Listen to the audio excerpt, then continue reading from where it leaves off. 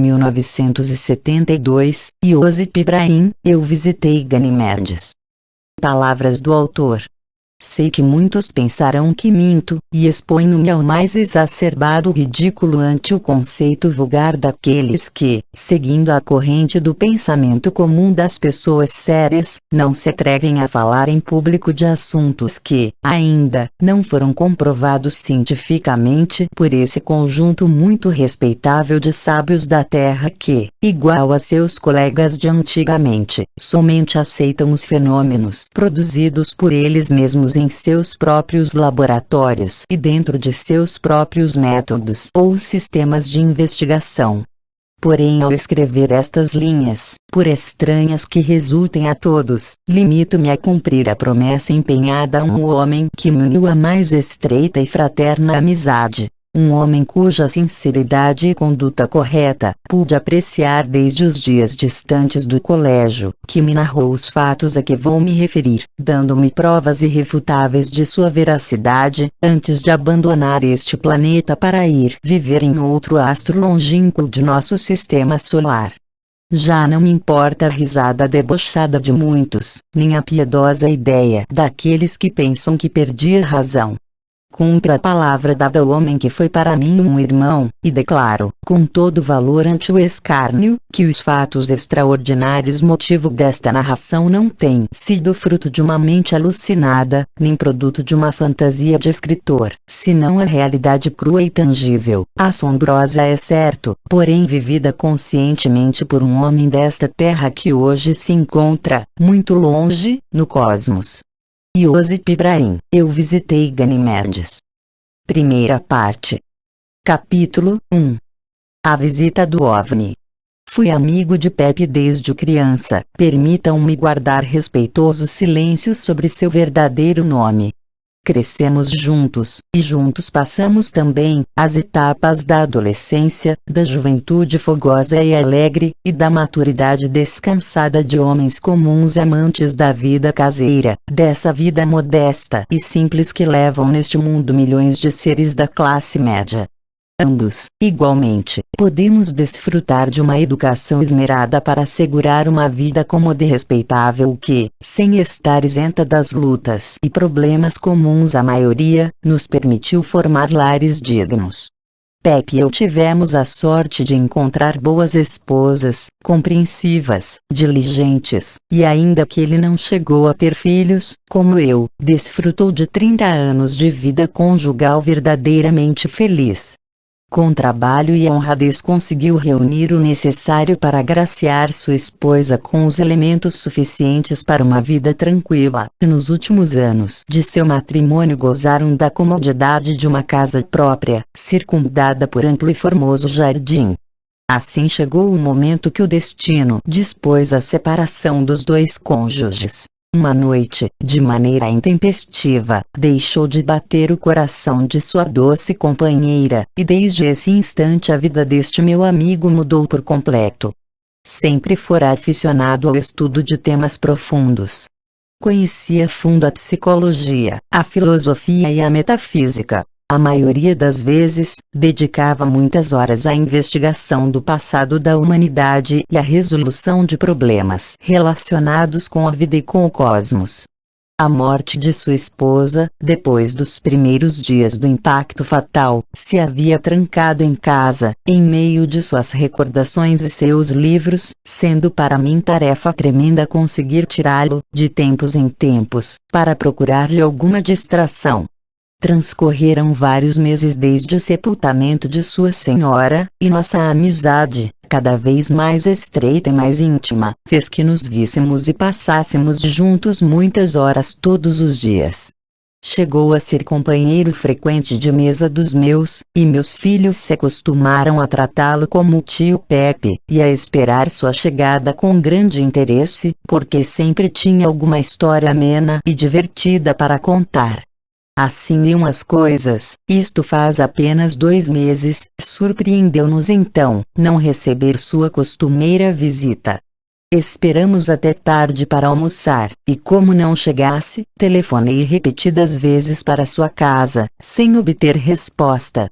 Sabíamos que desde a morte de sua esposa, tinha a seu serviço somente um antigo mordomo. Porém se havia habituado a fechar a chave todas as portas da residência cada vez que saía, e ainda de noite, permanecia fechado na casa, pois o criado tinha um quarto separado, no jardim, sem comunicação alguma com o resto do prédio, nem com o telefone. Como o resto do dia não conseguisse me comunicar com ele, à noite, insistia em meus chamados com idêntico resultado. Estranhávamos aquele silêncio, tão inusitado, e sabíamos por experiência que não costumava pernoitar fora. Por tais razões, ao não conseguir comunicação, na manhã seguinte fui em sua busca. Encontrei o mordomo nervoso e profundamente preocupado. Não sei nada do senhor, disse-me. Ontem à noite chegou a hora de costume, trancou as portas como sempre, e não o vi todo dia. Nem a hora do desjejum.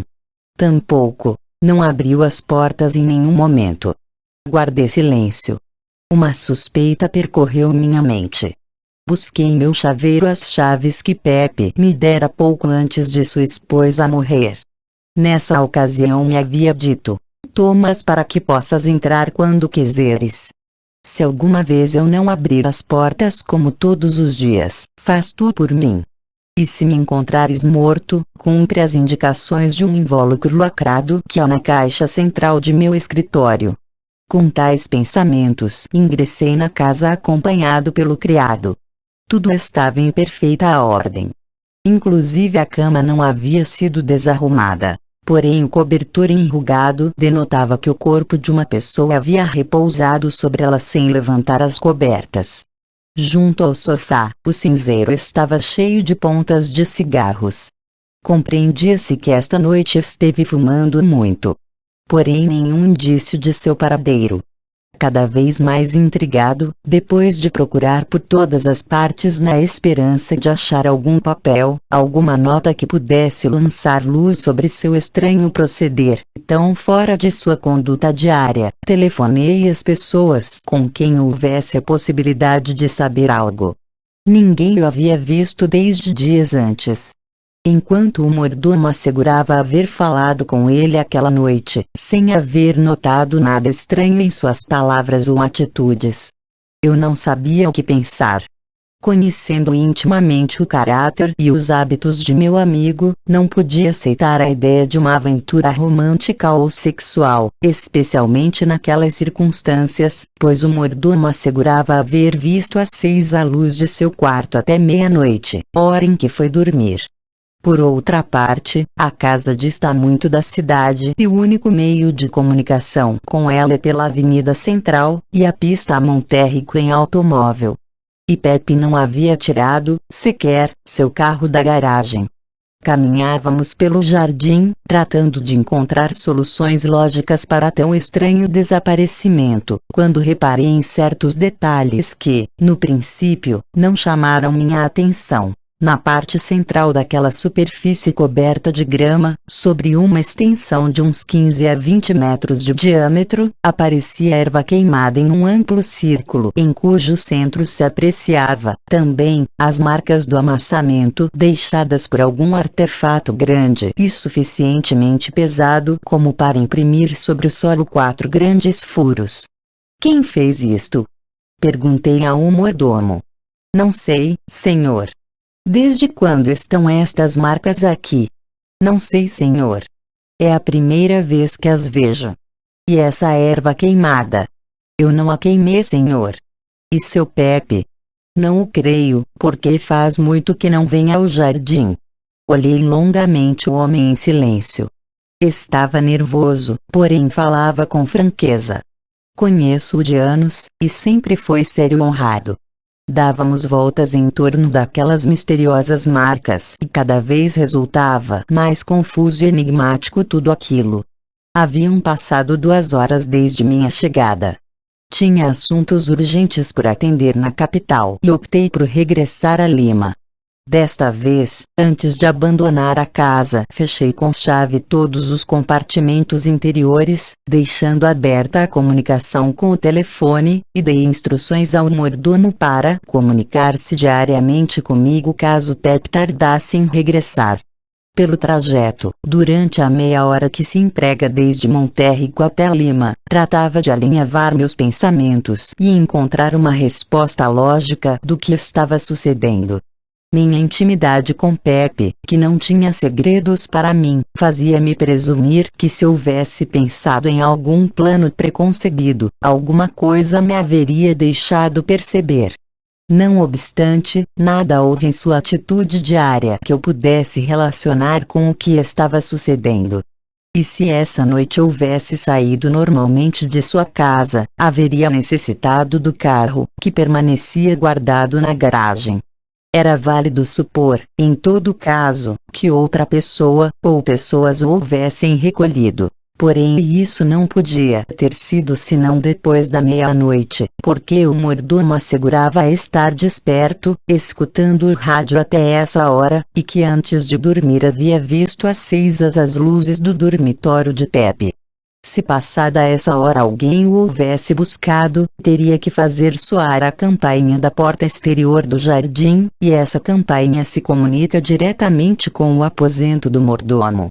Era lícito pensar, ainda, que meu amigo estivesse de acordo com alguém para ter saído. Porém em tal caso haviam concordado em não fazer nenhum ruído perceptível para o criado. Esta dedução tomou corpo em mim ao recordar que não se havia deitado e que o cinzeiro estivera cheio de pontas. Isto sugeria um plano premeditado por ele. Caso eu esteja certo, os fatos deviam relacionar-se com alguma faceta da vida íntima de meu amigo que eu desconhecia. Isto não era lógico para mim, ao menos eu queria entender assim, pela profunda e muito ampla confiança existente entre nós. Quando cheguei à minha casa à hora do almoço, a situação não se havia modificado. Nenhuma notícia de Pepe. E em meu foro íntimo ia ganhando força a suspeita de que havia algum segredo em sua vida, guardado tão zelosamente que nem eu, seu confidente, conhecia. Correram os dias e transcorreu uma semana sem ter o menor indício dele. Minha esposa e seu empregado me pediam avisar a polícia. A meus filhos, de comum acordo com minha mulher, havíamos dito que ele estava de viagem. Eu desejava ganhar tempo na esperança de que Pepe aparecesse de um momento para o outro, e não queria tomar medidas precipitadas, pela suspeita de que em tudo isso houvesse algum desígnio privado, voluntário de meu amigo. Várias vezes estive tentado a abrir o invólucro lacrado que deixara na caixa de seu escritório. Porém outras tantas me contive, temendo que pudesse estar escrito nele: para o Sr. Iosip Ibrahim. Meu querido Iosip, se eu morrer repentinamente, rogo-te abrir este, e realizar, ao pé da letra, todas as indicações nele contidas, antes de proceder a meu sepultamento. Porém não o abras por nenhum outro motivo. Pepe.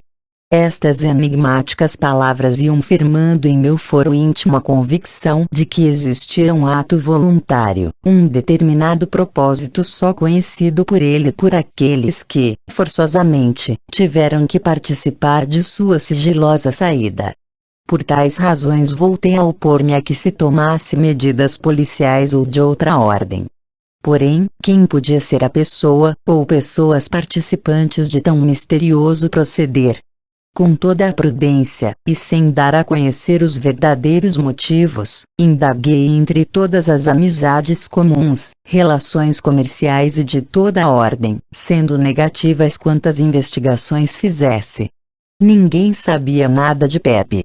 Nossa aflição aumentava com o correr dos dias, e cheguei a temer que houvesse sido objeto de algum atentado por motivos que não conseguia presumir. Ao aproximar-se o fim da segunda semana sem notícias, nossa tensão nervosa estava a ponto de estourar. Não podemos continuar assim. Repetia-me, a cada instante, minha mulher. Deves fazer algo, e de imediato. Não te dás conta que podem complicar-te gravemente por tua inércia se lhe aconteceu alguma desgraça. Como explicarias teu silêncio, tua calma para denunciar o desaparecimento dele? Eu também pensava o mesmo. Já haviam transcorrido mais de 2 semanas. Meu estado de ânimo era tal que não podia trabalhar nem dormir tranquilo. Aquelas noites, exatos 18 dias desde seu desaparecimento, nem minha esposa nem eu podíamos conciliar o sono. Toda a madrugada passamos discutindo sobre a conveniência de dar parte à polícia. Ao amanhecer, estávamos de acordo em fazê-lo nessa mesma manhã. Como não havíamos fechado as pálpebras toda a noite, o cansaço nos venceu, e dormimos. Porém nosso descanso não durou muito. Às 8 da manhã, o telefone tocou, soando insistentemente, despertando-nos. Alô? És tu, irmão? Perguntou a voz de Pepe no outro extremo da linha. O que te aconteceu? Onde tens estado? De onde estás chamando? Falo de minha casa. Estou bem, porém não posso te explicar nada por telefone. Necessito falar contigo urgentemente, a sós. Não digas nada a ninguém. Podes vir hoje mesmo. Claro. Vou te ver imediatamente, é só o tempo de me vestir. Porém, o que está acontecendo? Repito que não posso te dizer nada por telefone. Perdoa as incomodações que seguramente te causei, segundo o que me contou Moisés. Não esteve em minhas mãos evitá-lo. Abraça a Rosinha e as crianças e tenha a bondade de vir o quanto antes, pois o tempo pressiona. Não me perguntes nada agora. Quando estiveres aqui explicarei tudo. 2 horas mais tarde, ao chegar à sua casa, abriu-me a porta Moisés, o mordomo. O homem demonstrava forte excitação, e sem me dar tempo de perguntar nada, disse-me apressadamente: Senhor, à noite o trouxeram em um disco, com estes olhos eu vi. Era uma máquina enorme, dessas que dizem que vem de outros mundos. Falava enquanto nos dirigíamos à casa atravessando o jardim. Antes de entrar mostrou-me o centro da esplanada de gramas. Ali estavam de novo, as marcas que vimos na outra vez. Recorda, Senhor, da erva queimada e das marcas que nos chamaram a atenção. Fê-las o disco. Pepe veio receber-me e me conduziu diretamente a seu escritório. Eu havia ficado mudo. As palavras do criado eram algo inexplicável para mim. E meu amigo não me deu tempo para sair do assombro. Agia com rapidez, mas com serena gravidade. Como vira, em meus olhos, a emoção que me embargava, sorriu. Vou te servir um uísque. Compreendo o que está te acontecendo, disse-me, e necessitas tranquilidade para que possas pôr toda a tua atenção no que devo te explicar. Porém, o que significa isso do disco? Vejo que Moisés já te disse. Fez uma pausa enquanto me servia a bebida, e fazendo-me sentar, continuou. Compreendo o teu estado de ânimo e desejo inteirar-te de tudo, começando desde o princípio. Porém, onde tens estado? Por que não nos avisaste nada? Não podia. Tudo foi muito rápido, imprevisto até certo limite. Não foi possível me comunicar com ninguém, já que me levaram para fora deste mundo. Escuta-me tranquilo e não penses que voltei louco. O que Moisés acaba de te dizer é certo. Viajei num OVNI, num desses aparelhos que o povo batizou com o nome de disco voador. Conheci um mundo maravilhoso, um verdadeiro paraíso. E vou regressar a ele. O quê? Sim, Iosip. Compreendo o teu assombro e tenho que te colocar ao par minuciosamente de todo o ocorrido. E, ademais, pedir-te que me ajudes a organizar meus assuntos pessoais, porque dentro de 15 dias voltarão para mim. Quem? De que estás falando? Pepe guardou silêncio. Olhou-me profundamente.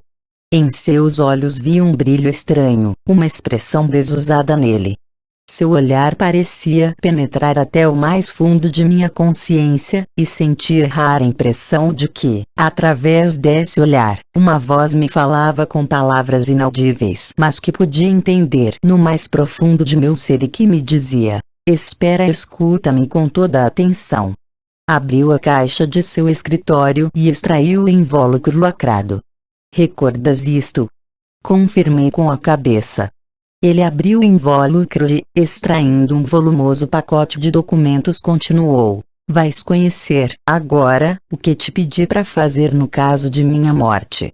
As circunstâncias mudaram de forma tão imprevista. Os fatos a que vou me referir modificaram de tal maneira minha vida, que vou pôr em prática tudo o que neste documento te indicara, com a única exceção daqueles detalhes que se referiam a minhas instruções post-mortem, já que não vão ser necessárias. Porém antes, promete-me guardar o mais estrito segredo, enquanto eu permanecer aqui, sobretudo com o que vais conhecer agora, segredo que manterás até que eu me vá deste mundo. Estás falando sério? Inteiramente.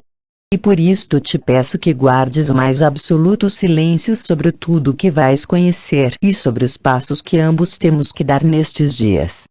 Não me interrompas. Vou te revelar um detalhe íntimo de minha vida que ninguém conhece neste país. Leia isto.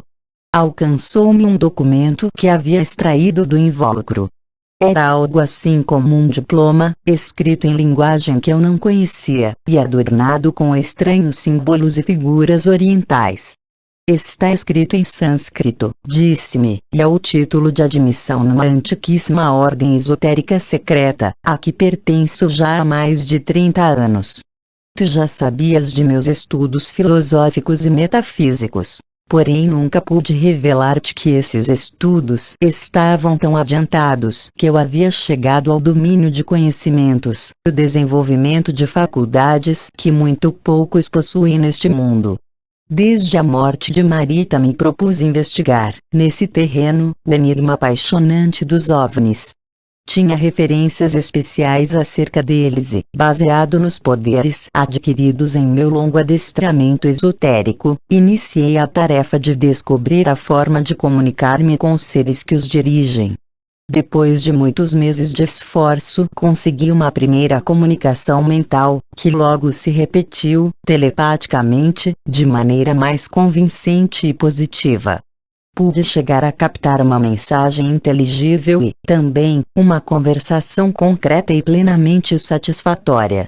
De tal sorte, naquela noite, no mais profundo segredo, havia me preparado para receber uma nova mensagem, porém em vez da mensagem chegaram eles, em pessoa. Havia estabelecido, horas antes, a comunicação costumeira, e como resposta recebi esta ordem: espera-nos. Mas, fala o nosso idioma. Não é exatamente isso. A linguagem falada ou escrita necessita da emissão de sons, de estruturação de palavras e frases. A linguagem telepática, por meio da transmissão do pensamento, não tem essas limitações. O pensamento se manifesta através de ondas eletromagnéticas parecidas com as que empregam o rádio e a televisão, e que, na verdade, se encontram muito próximo destas no que podemos chamar de escala cósmica de frequências.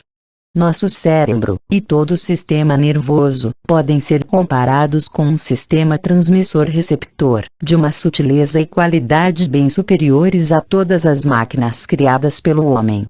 De tal maneira é possível compreender como se produzem os fenômenos de ideação, ou formação de imagens internas dentro do circuito fechado que constitui nosso corpo, em outras palavras, como pensamos. E também a possibilidade de emitir essas ondas e de recebê-las, segundo seja a potência da habilidade que se tenha para efetuar esse trabalho. Compreendes? Assim nos entendemos. 2 horas mais tarde, de madrugada, uma luz poderosa iluminou o jardim e vi descer, suavemente, a máquina. Como são? Muito parecidos com nós, ainda que possuam características especiais, diferenças próprias de um desenvolvimento evolutivo de 1 milhão de anos, aproximadamente, mais adiantados do que nós. Porém permita-me continuar, que, no momento certo, conhecerás todos esses detalhes. Devo confessar-te que apesar do rígido autodomínio a que estou acostumado, como fruto da férrea disciplina que seguimos na ordem, a presença daquela nave extraterrestre em meu jardim causou-me uma viva emoção. Cheguei à porta e esperei. Lentamente abriu-se um pano da cúpula metálica do disco, deixando aparecer o marco da entrada. Apareceram duas pessoas vestindo algo assim como os escafandros que utilizam nossos astronautas. Se detiveram na porta e, enquanto da máquina se projetava uma escada mecânica, meu cérebro captou claramente o convite que me faziam para aproximar-me e subir no aparelho. Vencendo o temor que a parte material de minha natureza humana imprimia em minha consciência, obedeci. Receberam-me com demonstrações inequívocas de satisfação, e na silenciosa linguagem telepática em que nos comunicávamos me fez saber que era bem-vindo, e tinham a missão de conduzir-me ante seus superiores para mostrar-me coisas que os homens deste mundo deviam conhecer. Fui guiado amavelmente para o interior. Era um recinto circular rodeado de mecanismos de controle. Algo assim como a sala de comando de um submarino ou uma cabina de controles eletrônicos. Aí nos esperavam outros 3 tripulantes, e o que parecia ser o chefe me ofereceu uma vestimenta parecida. Disseram-me que íamos viajar para fora da Terra. Que não temesse nada, porque sua missão era de paz e de ensinamento. Que cumpriam sábias ordens que só buscavam o melhor para todos os habitantes de nosso sistema solar, e que as perguntas que liam em meu pensamento seriam satisfeitas somente por seus superiores. Fechara-se a comporta exterior e vi fechar-se, igualmente, outro anteparo da separação interior. Enquanto que os 2 que me receberam lá fora me ajudavam a vestir aquela estranha roupa, os outros ocuparam seus postos junto a grandes aparelhos com múltiplos botões. Escutou-se um ligeiro silvo e a vibração de todo o conjunto me deu a entender que partíamos. Um de meus assistentes me convidou a olhar por uma grande janela, e minha surpresa foi grande ao ver que nos elevávamos com tal rapidez que começava-se a ver a Terra em toda a sua redondeza e, segundo a segundo, menor. Ao perguntar-lhes a que velocidade íamos, sorriram. Estamos empregando marcha lenta até sair da atmosfera deste mundo, foi a resposta. Mais adiante utilizaremos velocidade de cruzeiro. Passavam os minutos. Desde a janela contemplava absorto, como se afastava a Terra que já não era mais que uma simples bola, como uma bola de futebol.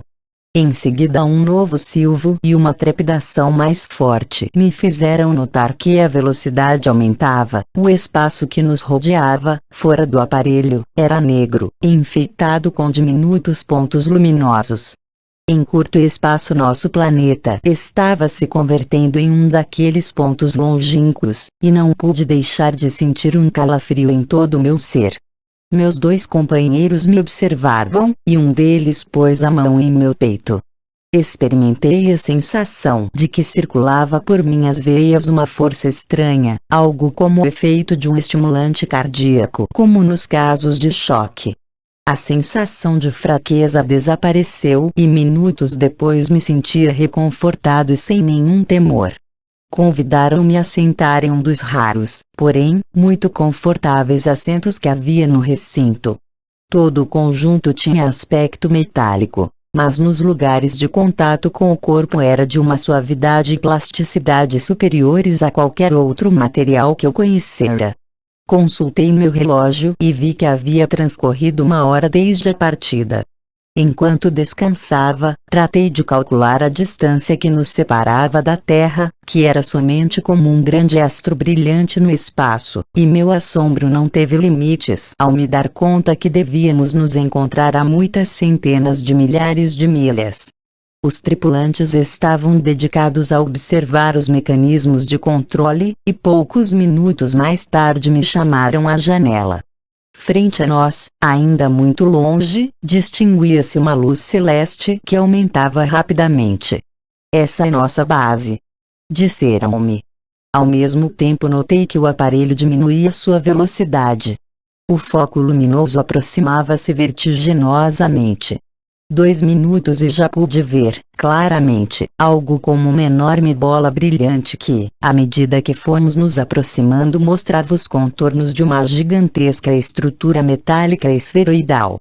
Nossa nave foi diminuindo a velocidade de seu voo, e poucos segundos mais tarde girávamos em torno daquele volume enorme suspenso no espaço. Podia-se apreciar uma série de estranhas construções, possivelmente edifícios, e outros aparelhos iguais ao que ocupávamos, ordenadamente alinhados no que supus ser uma pista circular de estacionamento. Nossa nave se deteve exatamente sobre o centro daquela pista, ou o que fosse, mantendo-se imóvel a uma altura como de 300 metros. Em seguida, ante os sinais emitidos pela tela de controle, começamos a descer suavemente até pousar, sem a menor trepidação, naquela grande pracinha de metal. Os que me haviam assistido durante a viagem disseram que descesse com eles. Regularam umas chaves do capacete de meu escafandro, e as portas corrediças se abriram. Embaixo esperavam outros seres com iguais vestimentas, que me guiaram até uma construção semi-esférica em um dos extremos do lugar em que ficou a astronave. Não pude ver, em nenhuma parte, focos de luz, refletores, ou algo da espécie. Não obstante, todo aquele lugar estava profusamente iluminado, como se fosse dia. Era como se das próprias estruturas emanasse a luz em todo o conjunto. Fui introduzido nesse raro edifício, e enquanto atravessamos vários corredores e salas, em que apreciei mobiliário e artefatos inteiramente diferentes dos que eu conhecia, dei-me conta de que também no interior reinava a mesma luz de fora, sem distinguir janelas nem lâmpadas de nenhuma espécie. Detivemo-nos ante um arco fechado por um anteparo de polido metal que, meu acompanhante ao levantar uma mão, abriu lentamente. Meu guia me convidou a entrar. Ao fazê-lo, vi que ficava atrás e o anteparo metálico voltava a fechar-se. Inquieto olhei ao meu redor. Estava numa ampla sala circular, sobriamente decorada com escassos móveis, todos de aspecto metálico. No centro havia uma grande mesa do mesmo material e frente a ela, sentado numa poltrona parecida com as que vira no OVNI, esperava-me um homem de figura imponente que não vestia escafandro, mas uma roupa constituída de uma só peça de textura brilhante como os móveis. Sua estatura era maior que a dos outros e que a minha, sendo sua cabeça, proporcionalmente ao resto do corpo, ligeiramente maior que o comum na Terra. De resto, o rosto não acusava diferenças que pudessem ser desagradáveis ao nosso gosto estético, e pude notar em seus olhos, de brilho inusitado, uma aparente expressão de doçura. Não temas, transmitiu-me em poderosa linguagem telepática, linguagem que eu sentia cada vez mais nítida e clara em meu interior. Estás entre seres que servem a todas as humanidades deste sistema planetário, como vocês chamam. Vivemos para a paz, o amor e a luz.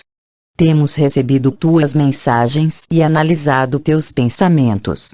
Sabemos que conheces muitas coisas que a maioria dos seres de teu astro ignoram, e por isso te trouxemos. Agora vou te ensinar a te despojar do elmo de tua roupa protetora, pois neste lugar reproduzimos, exatamente, as condições da atmosfera e pressão de teu mundo, o que não nos afeta. Não estranhes que eu não use a vestimenta que tens visto lá fora. Mais adiante compreenderás tudo isso, porque vamos te ensinar muitas matérias e formas de vida e de trabalho que desconhecem por completo no astro que vocês chamam Terra.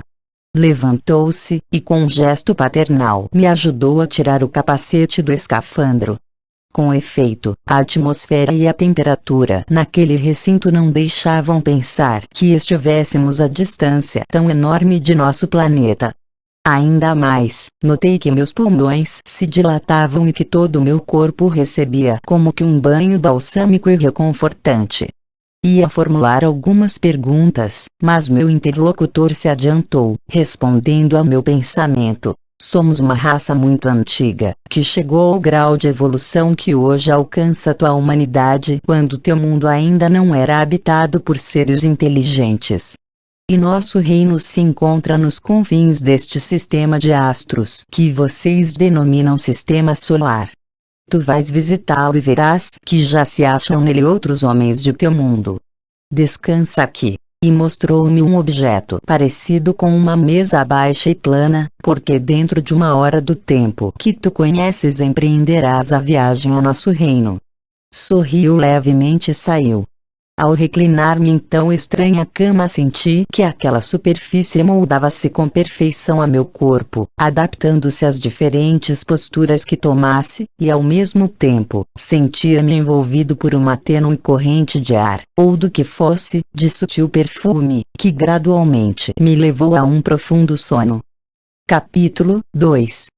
A visita a Ganimedes. Pepe havia feito uma pausa para servir-se de uma taça de café. Ofereceu-me outra, e depois de saborear a aromática infusão, voltou a acomodar-se em sua poltrona para recomeçar o relato. Observei que já não fumava. Assim é, respondeu-me. Desde então não voltei a usar tabaco. Em realidade é só uma droga estimulante do sistema nervoso. Entretém-nos, porém pode ocasionar efeitos danosos que é melhor evitar. Ademais, nesta viagem vi muitas coisas novas e recebi correntes estimulantes desconhecidas neste mundo, que substituem com acréscimo todos os tônicos e substâncias químicas empregadas na Terra para ativar nossa energia. No curso desta exposição, e sobre o que falaremos nos próximos dias, vais conhecer detalhes verdadeiramente maravilhosos de como é a vida nesse reino de super-homens. Mas, são homens como nós? Até certo ponto, sim.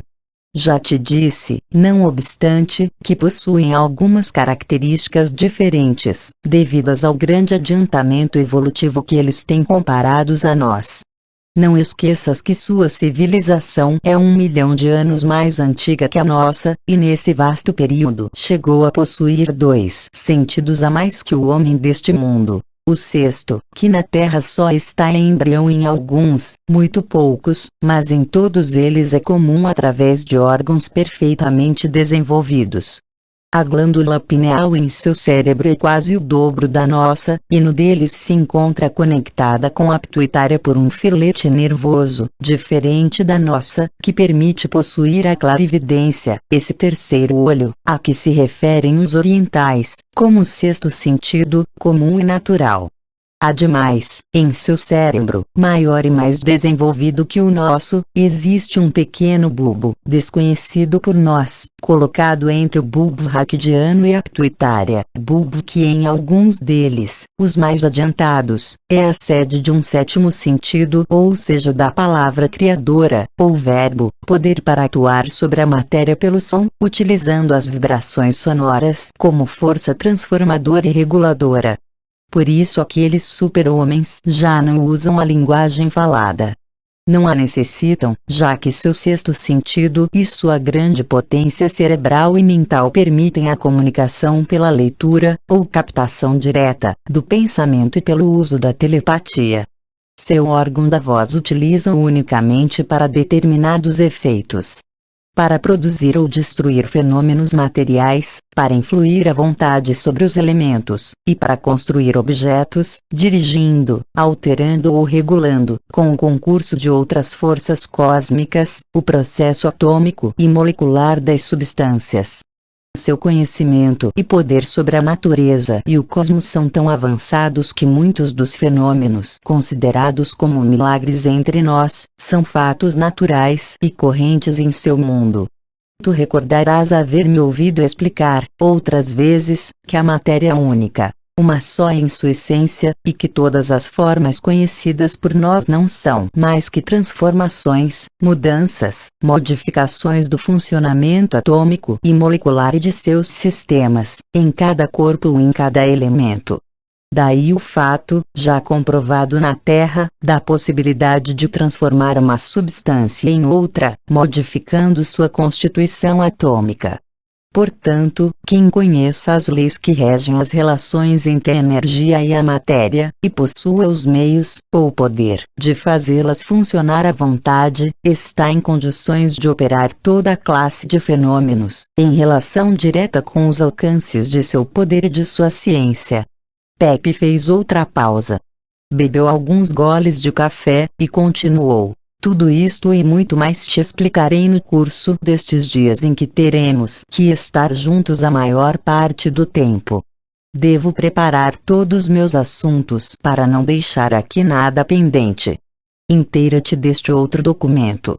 Ao dizer isto, adiantou-me uns papéis extraídos do invólucro lacrado.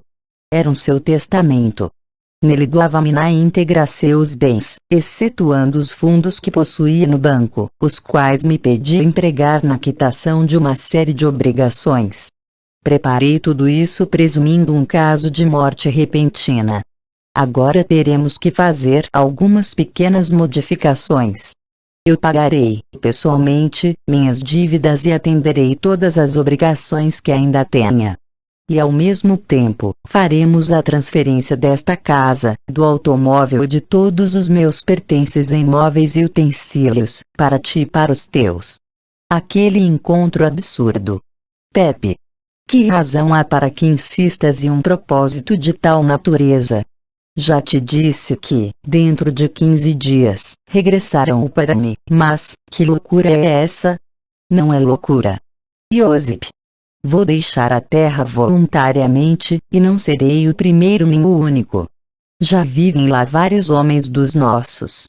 Algumas dessas desaparições de cientistas e outros, de quem nunca mais se soube, têm essa explicação. Encontram-se em Ganimedes. Ganimedes. Que é isso?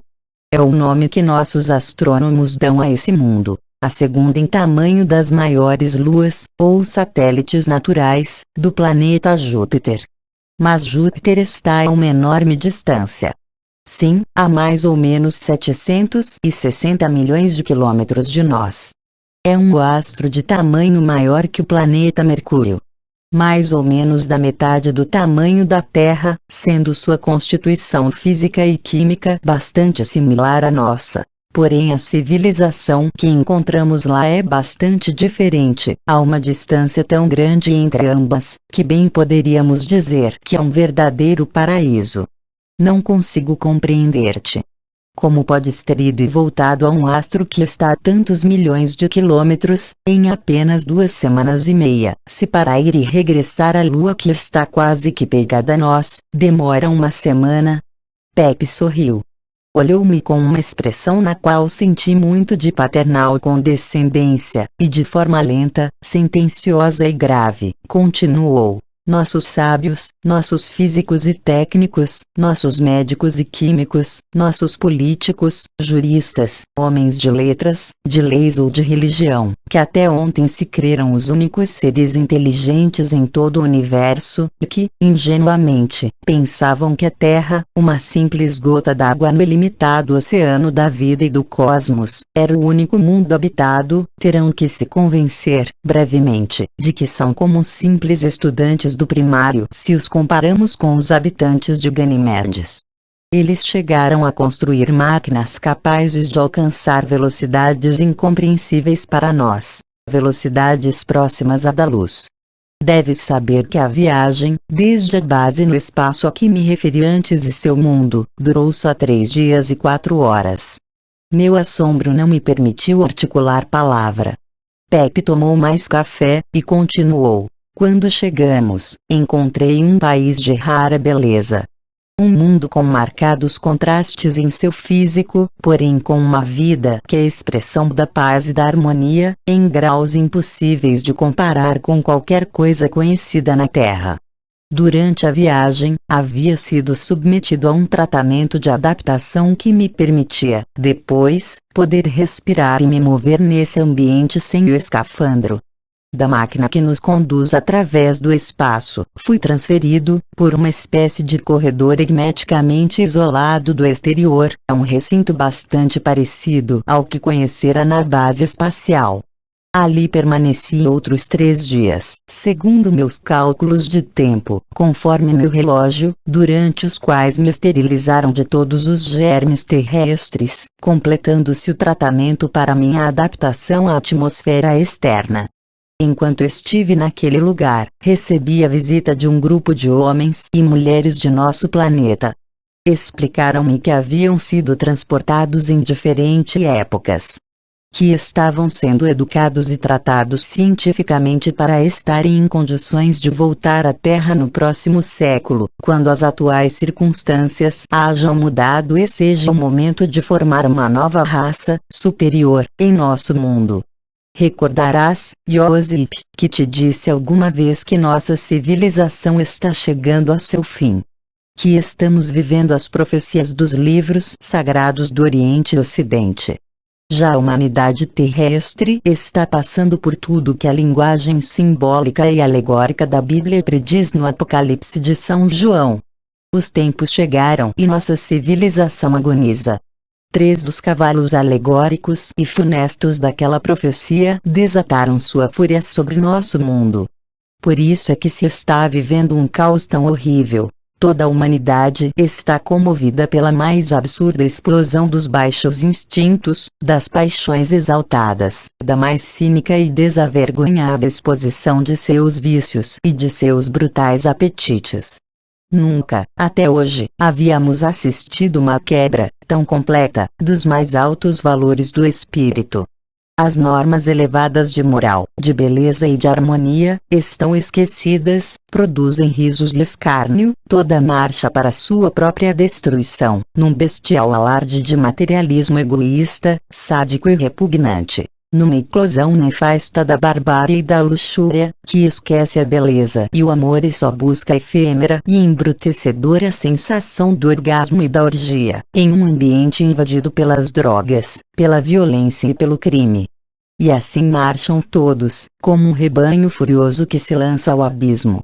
O 4º jinete apocalíptico assolará a Terra quando estoure a 3ª e última guerra mundial, e os cataclismos e calamidades de toda a ordem arrasem integralmente o planeta. Porque os homens de nossa raça não têm conseguido avançar moral nem intelectualmente até um nível que seu egoísmo, sua avareza, seu ódio e sua luxúria lhes deixarão passar a concepções superiores, a realizações mais perfeitas e depuradas, a instituições mais sábias e altruístas, a uma convivência mais fraterna e pacífica. Só desenvolveram a ciência e a técnica no afã de lucro, de domínio, de egoísta competência e não de útil cooperação. E o resultado é a constante divisão, o enfrentamento do homem contra o homem, e portanto, a guerra. Deves saber que nesse mundo a que fui levado, e para onde vou regressar, já não se conhecem as guerras, nem a menor forma de luta ou antagonismo entre seus habitantes. Eles desenvolveram instituições que permitem a mútua e recíproca convivência num sistema de cooperação mundial perfeito, sob a sábia direção de um Estado e um governo que abarca todo esse mundo. Faz muitos séculos, muitos milhares de anos que essa raça alcançou tal grau de adiantamento, que lhes permitiu visitar a Terra em outras oportunidades. Todas as referências conhecidas por nós que nos escritos mais antigos se faz sobre visitas a este planeta de deuses em carro de fogo, como nas mitologias da Grécia, nos papiros do Egito, da Pérsia, da Índia e do Tibete, as lendas fabulosas dos maias, dos aztecas e dos incas. O homem da máscara de jade achado numa desconcertante sepultura sob a pirâmide de Palenque, no México, em 1952, cujo sarcófago de pedra, de 10.000 anos de antiguidade, estava coberto por uma enorme pedra com belos alto-relevos representando um homem sentado no comando de uma nave espacial. Tudo isso foi motivado, no início de nossa civilização, pelas visitas que, de tempos em tempos, fazem os homens dessa raça a nosso mundo. Não se trata de visitas de estudo nem de mera curiosidade científica. Desde milhares, muitos milhares de anos, pois quando o Egito dos faraós era só um conjunto de tribos selvagens, em Ganimedes já existia uma civilização tão sábia e tão poderosa que lhes permitiu ser os intérpretes executores do plano cósmico de nosso sistema solar. E em cumprimento desse plano vieram à Terra quando sua presença se fez necessária para ajudar a adiantar os seres deste mundo. O mítico e portentoso Hermes de Trismegisto, pedra fundamental de toda a sabedoria egípcia desde então, e de muitas escolas esotéricas, foi um deles. E a subida ao céu do profeta Elias, em um carro de fogo, que nos narra a Bíblia, não foi senão uma das tantas missões desse plano cósmico, executada pelos seres dessa raça de super-homens. Meu amigo voltou a calar. Serviu mais café e enquanto tomava, olhou-me sereno porém insistentemente. Eu estava absorto, sem saber o que dizer. Experimentei uma estranha sensação. Parecia-me que de seus olhos partia uma luz que invadia e enchia meu cérebro. Senti-me confuso e levantei-me bruscamente do assento. Ele sorriu. Deixou a xícara e, abrindo uma caixa do escritório, mostrou-me um pequeno objeto de metal parecido em tamanho e forma com uma máquina fotográfica das menores. Trouxe isto e, quando me vá, deixar-te-ei. É um aparelho transmissor e receptor com o qual podemos nos comunicar diretamente com eles. Não se deve usar sem necessidade, pois não teria nenhum resultado positivo e útil fazê-lo por mera curiosidade. Ensinar-te esse manejo e quando eu tenha que entrar em contato, tu estarás presente e assim não duvidarás mais de minhas palavras. Porém, de que isso me servirá quando já tiveres ido? Poderemos continuar nos comunicando. Será um privilégio que guardarás no mais estrito segredo, exclusivamente para teu bem e dos teus. Talvez mais adiante, vocês possam, também, reunir-se a nós. Sua potência é permanente, inalterável. Atua com energia cósmica, e unicamente requer que receba pelo menos 1 hora de luz solar cada semana. Servir-me-á para te instruir através da distância que separa ambos os mundos, e tu e os teus resolverão seus futuros. Não esqueças o que te disse antes. Os tempos chegaram, o apocalipse se cumpre e esta civilização será extinta, como indicam em símbolos e alegorias, a grande pirâmide de Quéops no Egito e as profecias de São João, e isto terá lugar nos últimos decênios deste século. A promessa de Cristo se realizará. A famosa Jerusalém de ouro, símbolo da nova raça, que baixa desde os céus à terra para estabelecer nela seu reino, serão fatos tangíveis e reais no próximo milênio. Porém todos os males deste mundo têm que desaparecer. A humanidade deste planeta deverá ser regenerada, para que uma nova civilização, sobre os moldes da de Ganimedes, possa substituir as carcomidas e podres estruturas sobre as quais descansam todas as crenças e todas as instituições atuais.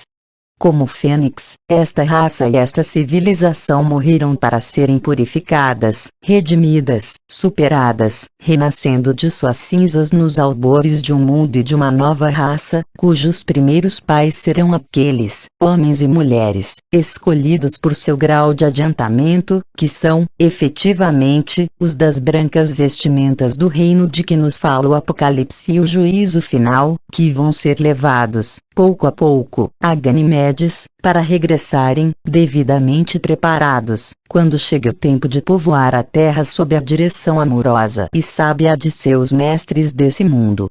Disseste que esses homens e mulheres vão vir outra vez, no próximo século. Como vão poder viver tantos anos e chegar a ser os pais da nova raça a que te referes? Não estranheis minhas palavras. Em Ganimedes, um dos conhecimentos comuns é o da conservação dos corpos. A regeneração celular, e portanto a conservação orgânica sem a esclerose que produz a velhice, é conhecida e utilizada por todos.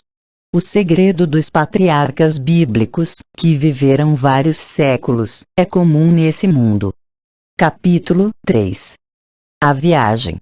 As provas que Pepe me dera, no curso desses 15 dias, acabaram por convencer-me.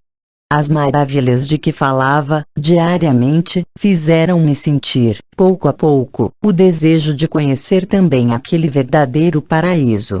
Porém o perigo maior estava em minha família e em nossa falta de preparação. Se eu me havia convencido, nem por isso me encontrava à altura dos conhecimentos e do desenvolvimento moral, mental e científico conseguido por ele. E os meus, tão distantes como o El. A tal ponto, que tivemos que ocultar nossos passos dos primeiros dias e fazer crer que se preparava uma viagem a outro lugar da Terra, de onde não regressaria. Todos os seus preparativos já estavam ultimados. Minha família feliz pela inesperada herança. As amizades dele acreditavam em sua partida para um lamastério da Índia. E não obstante, eu cada vez mais inquieto, preocupado minuto a minuto, hora após hora, pelo estranho segredo desse mundo a que Pepe havia ido me ensinando a imaginar, a compreender, e por fim, a desejar. De suas explicações, de suas numerosas narrações vividas nos poucos dias que passara lá, desprendia-se uma luz que invadiu totalmente minha alma. É um mundo em que não existe mal de forma nenhuma. Uma espécie de colmeia gigantesca onde todos trabalham felizes, com a alegria e o amor de verdadeiros irmãos. Um mundo em que a sabedoria milenar, a ciência e a técnica em níveis tão elevados, têm conseguido eliminar, desde tempos remotíssimos, todas as enfermidades, todas as paixões comuns à nossa humanidade, todos os elementos de discórdia e divisão. Um mundo onde não existem nem fronteiras, nem credos divergentes, nem mesquinhos interesses econômicos suscetíveis de enfrentar e inimizar seus habitantes. Uma religião superior, sem dogmas absurdos ou caprichosos. Uma religião nascida do conhecimento profundo do cosmos, da vida e da eternidade, não imposta com palavras e ameaças, senão demonstrada com o conhecimento científico das grandes verdades espirituais e cósmicas, e obedientes não a seres mortais e imperfeitos, muitas vezes falsos e hipócritas, mas ao mandato direto de entidades superiores, governantes sábios e amorosos daquele reino a que Cristo se referira, muitas vezes, quando dizia: meu reino não é deste mundo. Um mundo guiado, politicamente, por um conjunto de sábios e poderosos mestres, preparados através de uma longa evolução para seu papel de condutores e de paz da massa. Um país em que seu povo, dotado do sexto e do sétimo sentidos, jamais poderia enganar-se nem ocultar seu pensamento e portanto, na necessidade, feita já faculdade consciente e inata, de fazer o bem e não cair em nenhum erro suscetível de prejudicar. Um lugar onde não falta nada a ninguém para ser feliz, em que tudo se produz para a satisfação de todos, através de sistemas em que cada qual desempenha sua missão com o mais completo conhecimento e dentro do mais depurado conceito da mútua ajuda e da recíproca correspondência. Essa é a imagem paradisíaca das realizações mais avançadas e mais nobres em todos os campos da vida. E, ao mesmo tempo, o domínio sábio e absoluto das forças naturais e de toda a natureza desse mundo, para um aproveitamento integral em benefício coletivo de seus habitantes, que diferente é de nossa mesquinha terra. Governada, em muitos casos, por tiranos executores de interesses particulares escusos. Por avarentos comerciantes, ávidos por encher suas arcas à custa do sofrimento, da exploração e do engano de outros. Por falsos apóstolos ambiciosos, hipócritas e muitas vezes cruéis. Por ignorantes cheios de vaidade por um leve verniz de conhecimentos infantis, que, com alardes de orgulho e vaidade, pavoneiam-se como os únicos definidores da verdade e da vida. Comparava, a cada instante, os alcances de nossa ciência e de nossa técnica, que apesar de progressos tão notáveis deste último século, distam tanto do demonstrado por essas máquinas dominadoras do espaço e de todas as limitações da energia e da matéria conhecidas por nós. contemplava o panorama deste mundo, habitado em sua maior parte por seres na mais triste condição de vida, material e moral, explorados iniquamente, muitas vezes, para acumular riquezas em benefício de pequenos grupos de povos humanos, e povoado igualmente, por uma heterogênea multidão em que os baixos instintos, desbocando continuamente impropérios, levam-nos a cometer as ações mais abjetas, os mais vis enganos, as piores traições, os abusos mais cruéis e os mais abomináveis crimes. Em tal estado de ânimo, vi chegar, com a ânsia e a sede que teria perdido num deserto, o momento em que Pepe ia comunicar-se com Ganimedes. 5 dias antes de sua partida, nos encerramos em sua casa pela tarde. Sentou-se junto a mim. Pegou o aparelhinho que me havia mostrado na vez anterior. Acionou uma chavezinha, e esperamos em profundo silêncio.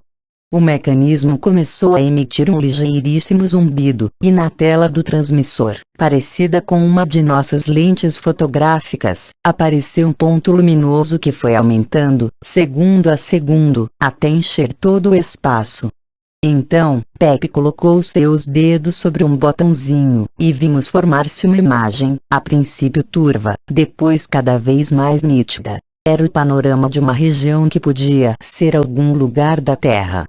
A imagem aproximava-se, e pude perceber vegetação, que uma vez próxima, era diferente de tudo quanto eu conhecia. Ao mesmo tempo escutava algo assim como uma música suave, harmoniosa, de efeito balsâmico. A projeção era como se estivéssemos voando sobre aquela paragem e vimos que nos aproximávamos de um estranho edifício, semiesférico de um brilho inusitado. A visão passou através dos muros e encontramo-nos em um recinto rodeados por numerosos tabuleiros de controle e telas resplandecentes, com diversas imagens em movimento. No centro, diante de uma rara mesa de metal com numerosos botões e chaves, estava um homem de cabeça ligeiramente grande. Seu rosto ocupou toda a nossa lente até que só vimos seus olhos. Olhos raros, profundos e com intenso brilho.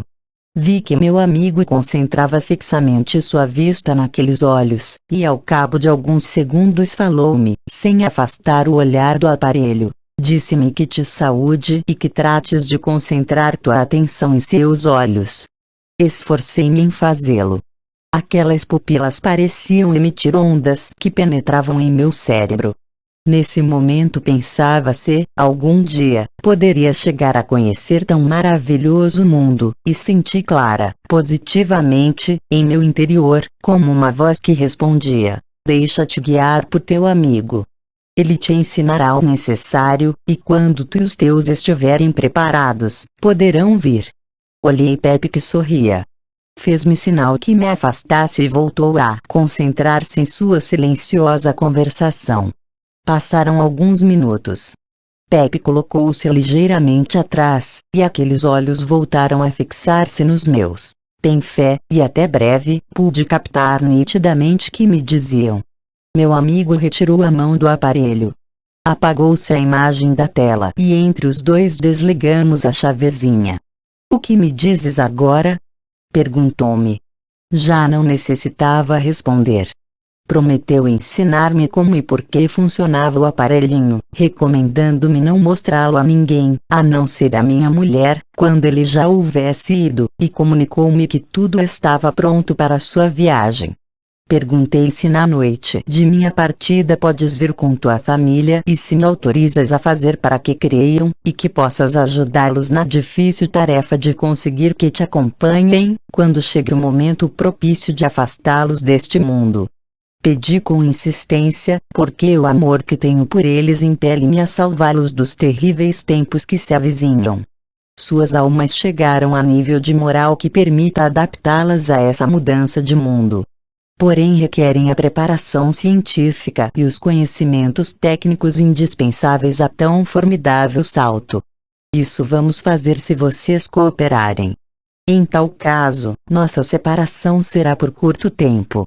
Mas não deves esquecer que esse aparelhinho que te deixarei, só tu usarás e ninguém mais. do contrário, interromper-se a toda a nossa comunicação. Quando tenham aprendido o suficiente para ter uma base elementar de conhecimentos, especialmente metafísicos, que lhes permita conseguir uma marcada transformação de sua constituição molecular, a fim de alcançar uma elevação de suas frequências vibratórias em todo o organismo, poderemos levá-los, e gozarão desse reino bendito, no qual serão educados e tratados adequadamente para estarem em condições de repovoar a Terra, com muitos outros, nos começos da nova era. Na noite de sua partida, Pepe convidou-nos a cear em sua casa. Não me havia atrevido a revelar nada à minha mulher nem a meus filhos. Preferia esperar que os fatos consumados me evitassem luta e discussões para convencê-los de que não estava louco. Somente dissemos que viajaria essa noite e eles concluíram que seria de avião. O jantar transcorreu animado e tivemos o cuidado de oferecer alguns coquetéis à minha esposa e calmantes para os nervos de meus filhos. As crianças perguntavam insistentemente pelo país onde ia Pepe, a que horas sairiam para o aeroporto, e toda uma série de perguntas comuns no caso de uma viagem normal. Falta pouco. Esperem, que ainda temos tempo. Esse país é muito longe? Sim, muito longe. E é muito bonito. Belíssimo.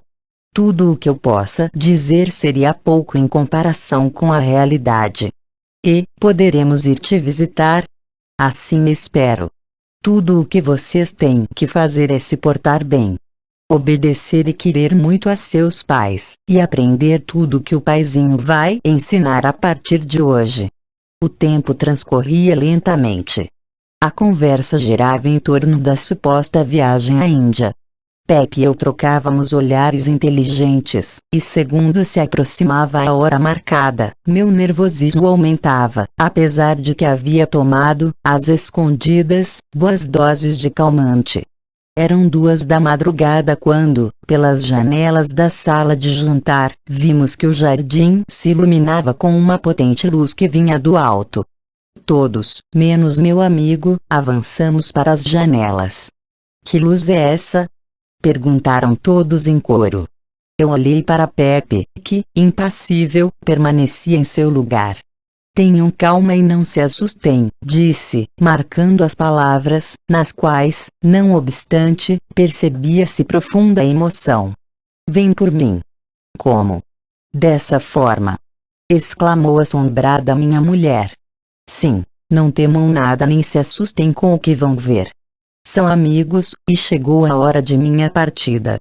Naquele instante saiu um grito da boca daqueles que desconheciam o segredo. Uma máquina enorme, em forma de gigantesca lentilha, descia suavemente sobre o jardim, projetando um poderoso facho de luz celeste desde seu centro. Continua. O canal Assuntos Intrigantes tem por objetivo trazer ao alcance de todos os prováveis meios da nossa origem, entre outros assuntos bem intrigantes. Muito ainda nos escondem hoje. O conhecimento é um direito de todos. Aprecie este, entre outros conhecimentos já disponíveis, e muitos que serão disponibilizados neste canal. Se o meu trabalho te agradou, colabore com a sua continuidade. Deixe seu like, comente sobre a sua opinião, compartilhe, se inscreva no canal e ative o sininho para ser notificado a cada lançamento. Gratidão a todos.